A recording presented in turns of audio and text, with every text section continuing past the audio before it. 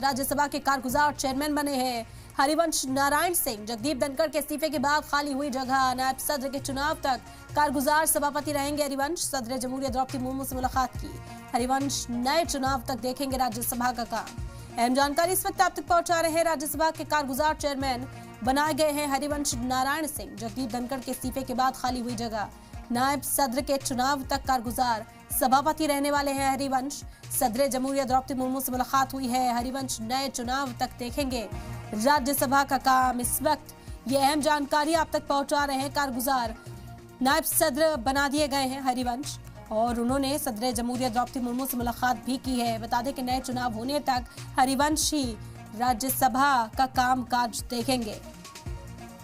जगदीप धनखड़ के इस्तीफे पर इस वक्त सियासत उरूज पर पहुंचती हुई नजर आ रही है।